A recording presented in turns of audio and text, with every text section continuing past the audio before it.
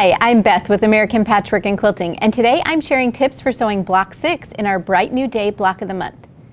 The link to the free pattern download is in the video description. This bouquet block uses templates to get the shapes needed, so today I'm sharing tips for making and using templates. First off, when you're printing the pattern, make sure to select print actual size or 100%. If you use shrink to fit or fit to printable area, then your templates will likely end up too small. So you can double check by measuring the sizing box on the page with the templates. So this should be an inch square, and then you know that your templates will be the correct size. So do this before you cut anything out or trace any of your templates. First, you'll need to gather some items. So here's what you're going to need. You'll need some template plastic, which is available at quilt shops, a ruler, a permanent marking tool, a fabric marking tool, a push pin or some type of sharp object you can poke a hole through the plastic, and then of course your pattern. Template plastic is great when you're making many multiples of the same shape. This particular pattern though, you only need 1 to 4 of each, so you might find it easier just to use your printout. Your templates won't be very sturdy if you choose to do that though, so just be careful when you're working with them. To make a template, start by laying the template plastic over the pattern you're replicating. And I'm using the corner of the plastic on the corner of pattern A here. That just saves me a little bit of cutting and tracing. So I'm going to take my marker and mark the lines and the dots, and then also label it with the pattern name and letter.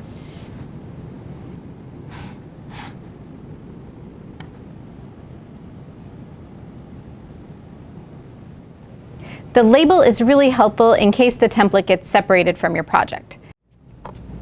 So I'm going to cut this out and then poke the holes on those dots.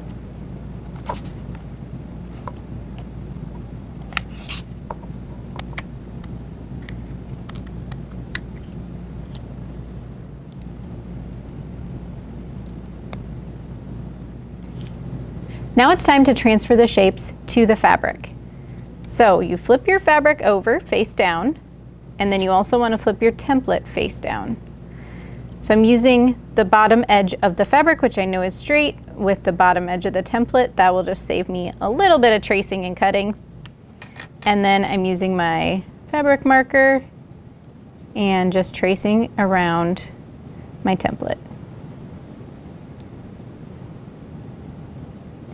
Now, if you find that your template is slipping a little bit when you're trying to do this and moving around, this is a really great product. It's spray and bond pattern and stencil adhesive, and you can just add a little spray onto your template, and this gives it a little bit of tack to hold onto your fabric. It's repositionable and it doesn't leave any residue, so this is really, really, really helpful.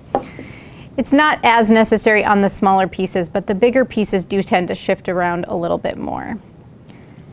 And then be sure to transfer your dots as well. So I need 2 of this one, so I can just scooch down. And if you are trying to maximize fabric, you know, you can use the previous line and as part of your next shape. That'll save you a little bit of cutting. Now we also need 2 of A reversed. So then we flip that over and then do the same thing. So that's going to be A reversed. Again, if you want to use the line over here, you can do that.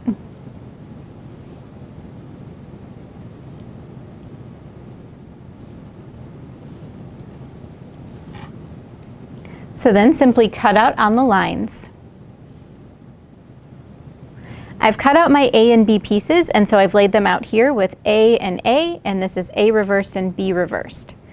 It does get a little confusing sometimes, but you can always double check by laying your template on top of your shape, and if your writing is on the top and you can read it correctly, that is your A piece, and then when you flip it over, that's your A reversed, so your writing is backwards and on the bottom of the template.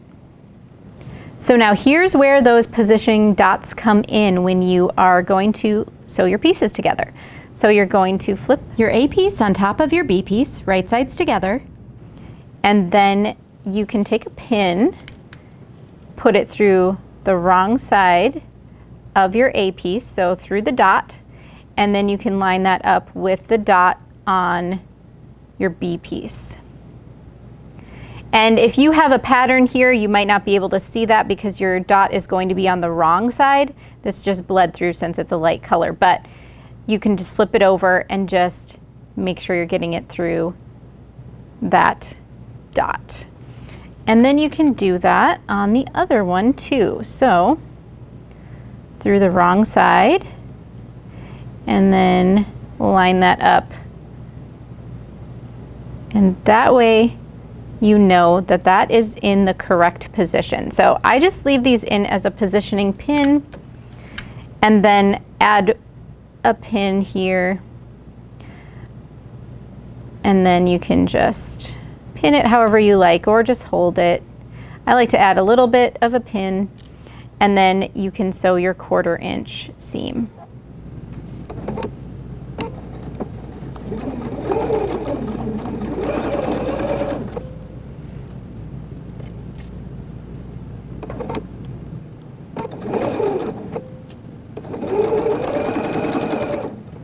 So the reason the template has those notches cut on 2 sides is so that you don't end up with a dog ear in the middle of your unit. So we will do the same thing with the C and D pieces. So we're poking through the wrong side, and then I'm going to flip it over, and there's my dot. It's hard to tell with a solid, but these pieces are right sides together. So poking it through the dot on this side, and then checking for that on the back side.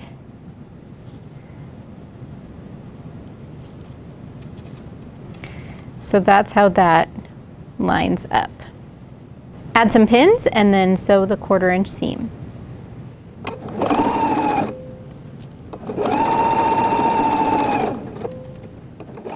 I've completed my template units, and I laid it out with my corner units and all my triangles. There's a lot of different combinations of the triangles to make our triangle squares in this block, so I find it easiest just to lay it all out, and then I will sew my triangles together.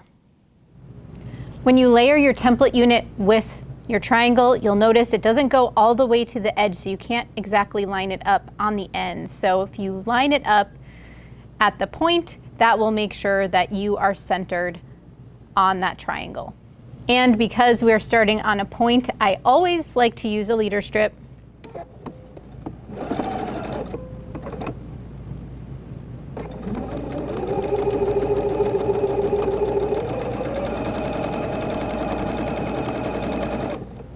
I've sewn all my triangle squares, and now I'm going to trim off all the dog ears. That'll just help your pieces go together a little nicer.